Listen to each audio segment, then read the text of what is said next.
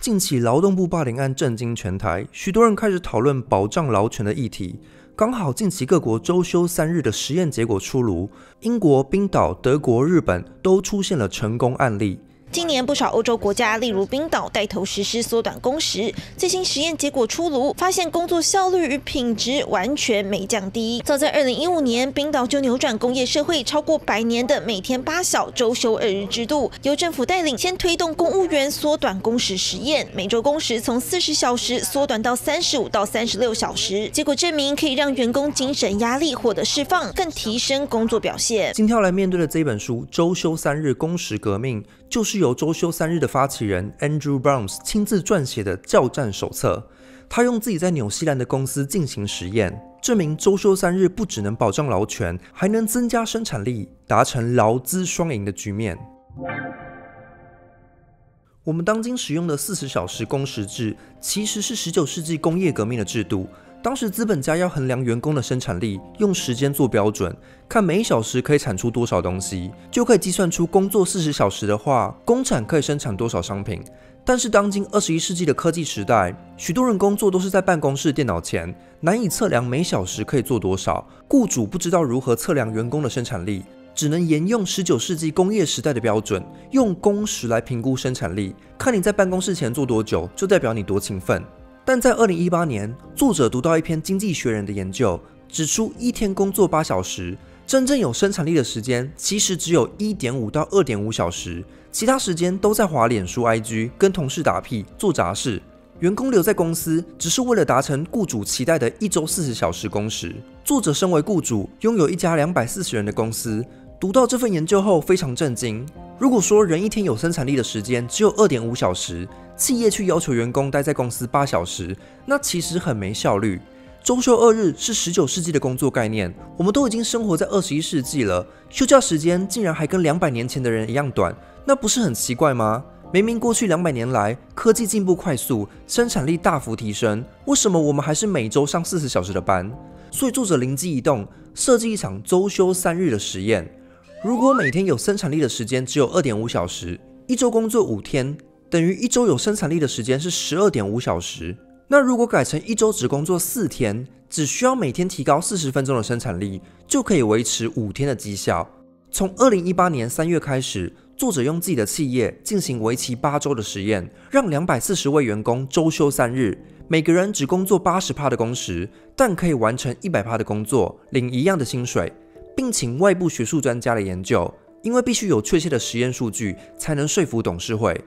研究结果显示出几个重要指标改善。第一是雇主最关心的工作绩效。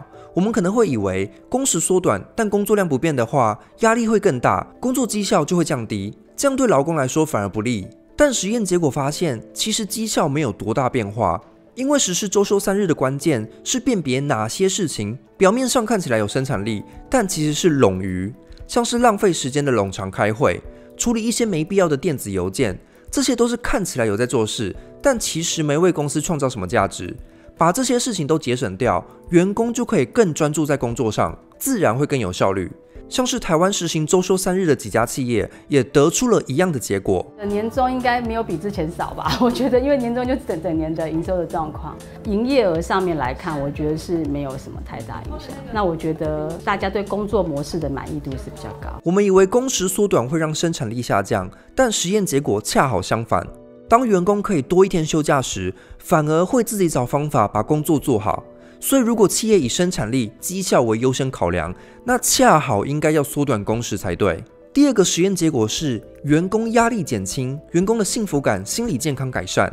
因为周休3日本质上是一个赋予劳工自主权的措施，为了调整到4天工作天，雇主必须跟员工讨论怎样调整工作，决定哪些冗事应该淘汰，应该如何创新，这让员工感觉到更多的自主权，能够在会议上发声，而不只是被老板命令去做浪费时间的事情。许多经理在实验后才发现，给员工更多的自主权，自行决定何时工作，在哪工作，反而会让工作更有效率。再来第3项周休3日改善的指标是，员工感觉工作与生活的平衡大幅增长。许多员工回馈说，周休3日带给他们最大的改变是有更多时间参与家庭生活，重新修补人际关系，像是友情、亲情、爱情。也有些少数人认为多出来的时间不知道要干嘛，还宁可来上班，至少可以看到同事。但这种声音其实不是反对周休3日，而是反映出资本主义的过劳文化已经深入到我们的生活。当公司突然允许你少一天上班，你反而不知道该做什么，因为你的生活步调都是跟着工作在规划。这恰好反映出工作与生活的不平衡，必须要改善。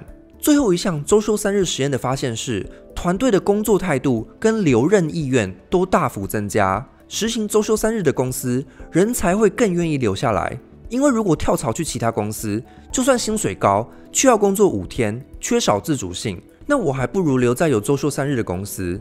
例如芝加哥的软体公司 Basecamp 就实施周休3日。这家公司的 CEO Jason Fried 常被矽谷人质疑说，如果贾伯斯周5放假的话，就打造不出苹果了。他却回复说，我又没有要打造苹果，我也不在乎贾伯斯做了什么。这让这家企业的员工年资都超过5年，也让 Basecamp 成为未来企业的典范。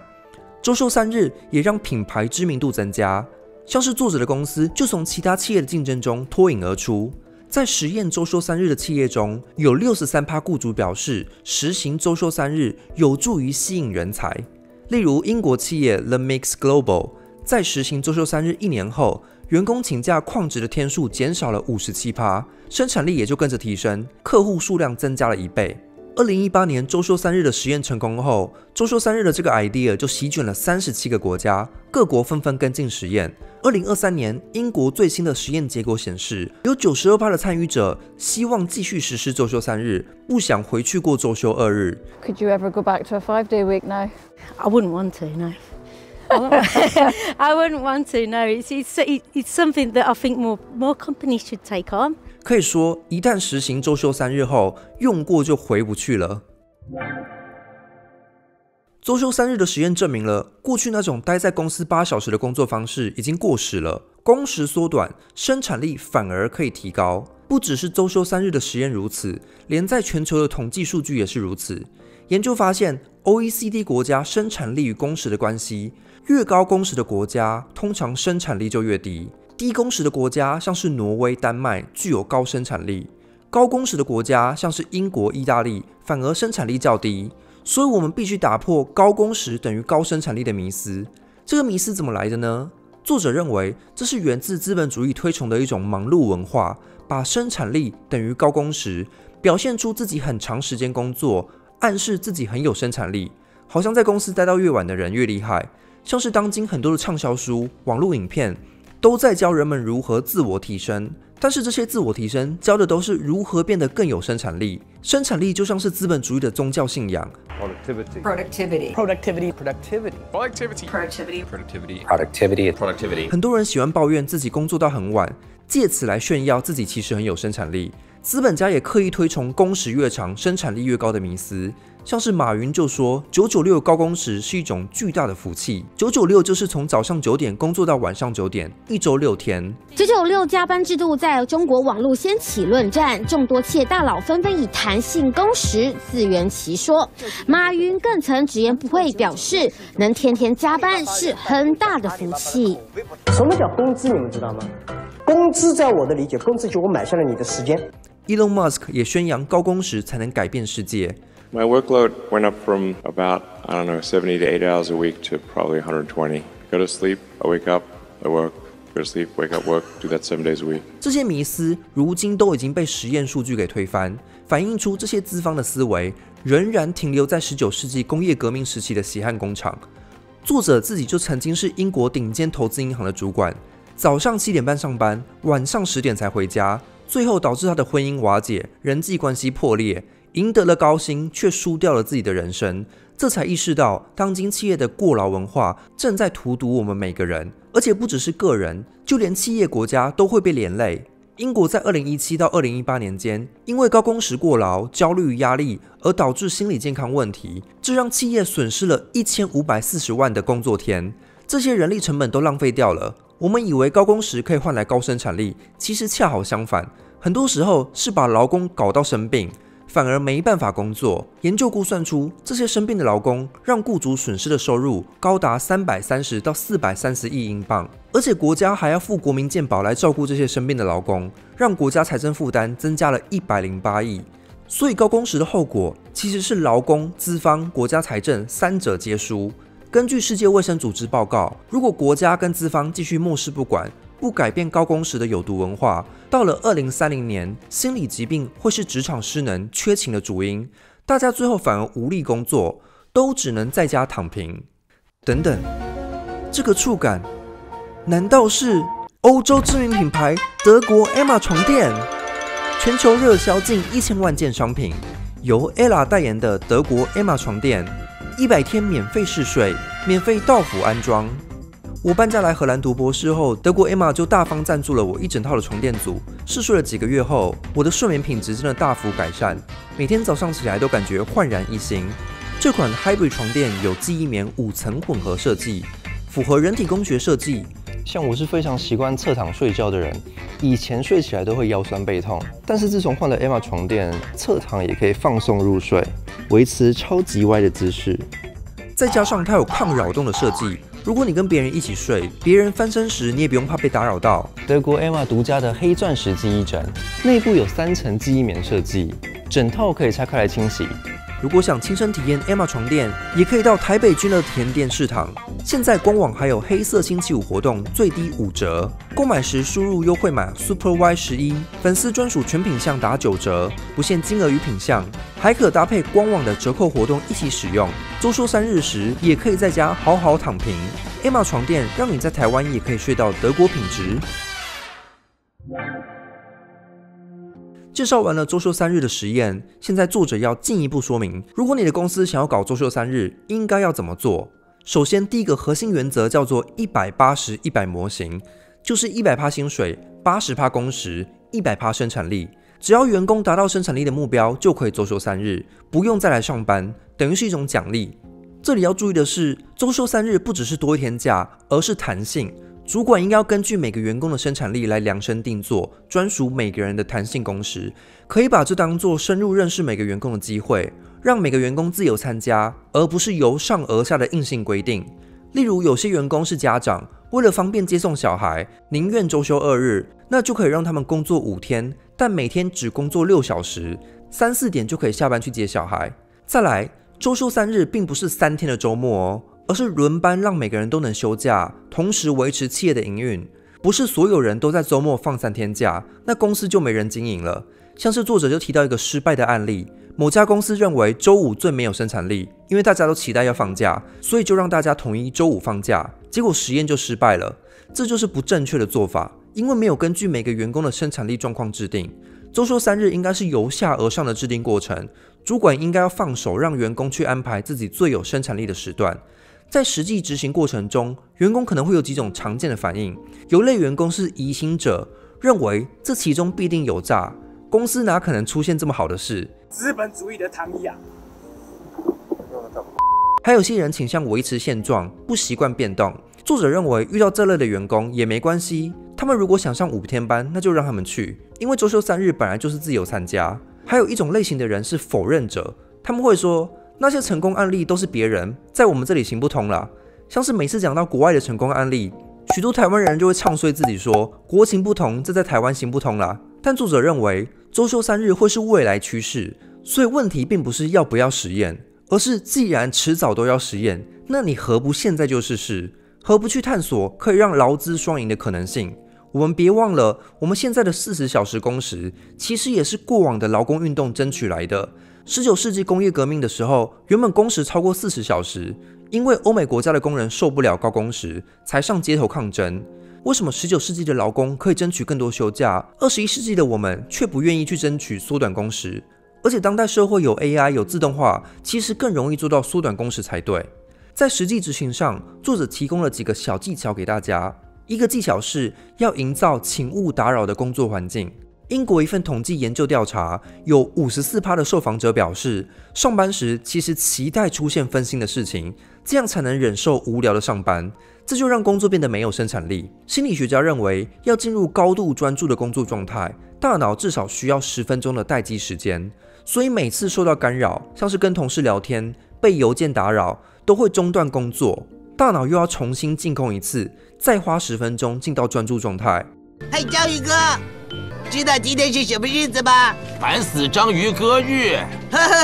不对，长官，这是15号了。伦敦精神病学研究院的研究指出，当工作受到干扰时，分心者的工作智商会降低10分，吸大麻会导致智商降低5分，所以工作被打扰就如同吸了2倍的大麻。不对呀，今年不是5倍吗？作者在自己公司做实验时，为了营造有生产力的环境，做了一个迷你旗帜。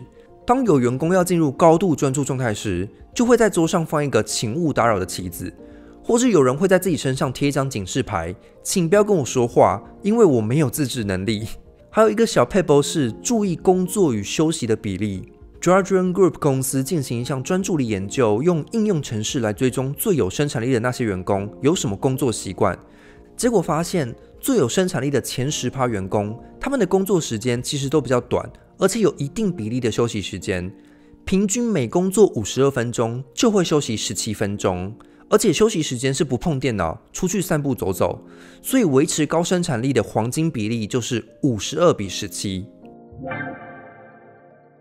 除了生产力提高、找回工作与生活的平衡外，周休3日还有各种重要的正面效应，可以应对当今的气候危机、职场的性别不平等，还有高龄化社会的问题。假如周休3日成为主流工作模式，5天班减少1天，等于是路上的通勤车辆可以减少20%。各国研究都指出，这可以减缓塞车、减少碳排。像是纽西兰经济研究院就计算出，如果奥克兰的通勤族道路使用可以最佳化，塞车问题缓解，反而可以增加生产力，增加的产值是每天350万纽币。美国的温室气体排放量原因，第1名是交通，第2名是发电。每天有1.3亿美国人要通勤上班，这些通勤所制造的碳排量惊人。如果实施周休3日，有1天可以不用出门，等于是减少了20%的碳排。所以2018年，加州大学就发表一篇文章说，不出门上班是你所能做的最环保的事。再来，从性别观点来看，周休3日还有助于减缓职场上的性别不平等，因为1周工作5天，对家庭主妇的伤害其实更大。社会期待女性要负责顾小孩，在职场上更吃亏，更不容易兼顾家庭与事业。美国社会学家 Kristen Munch 研究发现，当男性要求弹性工时，想要达成工作与生活的平衡时，获准机会通常会比女性高。为什么呢？当男性因为育儿因素跟雇主要求弹性工时，就会被视为是爱家的好男人，跟高生产力的理想劳工形象并不冲突。但是当女性因为育儿因素要求弹性工时，公司却会觉得这会影响工作生产力。试想一个情境，一位每天下午3点要去接小孩放学的妈妈，在公司里已经发挥了3小时的高生产力，跟一位男性员工生产力极限也是3小时，但是每天都在公司待到很晚，做一些没什么用的事，在雇主眼里就会觉得男性劳工比妈妈更有生产力。这可能解释了为什么现代职场中女性在升迁上更容易受到阻碍，还有男女同工不同酬的薪资差距。而周休3日就是要打破这种高工时等于有高生产力的假象，你不需要在公司待到很晚，也可以维持高生产力，这样人们就不用担心要兼顾育儿会牺牲掉事业，男女都可以有多1天的时间照顾小孩，而不是把育儿家事都丢给女性，让女性在职场上变成劣势。同样的逻辑也适用在退休老人身上，因为人口老化，台湾从2025年开始，将超过20%人口都是老人，迈向超高龄社会。未来政府必须花大笔预算在退休金、老人照护上，许多人开始担忧，以后劳工会被课更多税去照顾那些老人。今年立法院甚至通过劳基法修正案，放宽65岁强制退休的规定，要让老人继续工作。但是如果实施周休3日，台湾1200万的劳动人口就可以有多1天的时间照顾家里的退休老人，其实可以间接减少国家在照顾老人上的财政负担。所以周休3日不只是让企业提高生产力，让劳工找回工作与生活的平衡，甚至能够应对全球气候危机、职场的性别不平等，还有人口老化的问题。2019年，作者拜访纽西兰国会议员，讨论周休3日改革。议员问他：周休3日能适用于所有产业吗？那弱农业怎么办？乳牛一天要挤牛奶2次。作者认为，自动化科技日新月异，已经让牧场工人可以有更多自由时间。现在推行周休3日的阻碍，其实是各国法律硬性规定了标准工时是周休2日，以工时为标准，而不是以生产力为标准。这其实是很落伍的观念。为了在不违反法规的情况下实行周休3日，作者的做法是让员工签署自愿选择参加的契约。21世纪的企业还受制于19世纪的工时法规，已经落伍了。我们应该在法规上发挥创意，像是英国在今年2024年就立法通过，让职员可以要求弹性工时，而且雇主不能拒绝，否则雇主要负担举证责任。以前是员工要证明自己有办法4天内做完工作，但是新法上路后，是雇主必须证明员工无法在4天内完成工作。除了法规制度上的改变，个人可以做什么呢？作者认为，每个人的消费习惯都是价值选择。我们可以用消费做出行动，支持那些实施周休3日的企业，抵制那些还在让员工上5天班的企业。例如，英国 Leicester 的快时尚产业工厂，很多都不遵守劳基法，时薪低于基本薪资。当他们被问到为什么给这么低薪时，又把责任推卸给消费者说，因为消费者爱买便宜货啊。快时尚必须削价竞争才能胜出。英国的主管机关对这种剥削也是睁一只眼闭一只眼，反正大众很健忘，就算出现丑闻，也很快就忘了。消费者无法辨别哪些产品是来自有良心的厂商，所以作者提供一个快速的辨别方式。如果一个商品好到不真实、太便宜时，你就知道这大概是靠剥削劳工而产出的便宜货。看起来的超低价，其实是有人在帮你付出代价。如果未来各国政府立法制定周休3日，企业生产力不减反增，劳工在法律保障下可以多休1天，就可以从薪资奴隶的状态中解放，用多出来的时间去修补自己的人际关系，培养自己的兴趣，减少通勤，关心周遭的生态环境，找回生活与工作的平衡。周休3日势必会成为未来的国际趋势。台湾要展现重视劳工权益的进步价值，就应该在这波潮流上推动更多实验政策，建立劳资双赢的局面，让台湾成为亚洲第一个实施周休3日的国家。留言加分享本集的影片贴文，就可抽周休3日工时革命1本。本集影片由德国 Emma 赞助播出，也欢迎您使用超级感谢或是加入频道会员，就可以收看会员专属影片。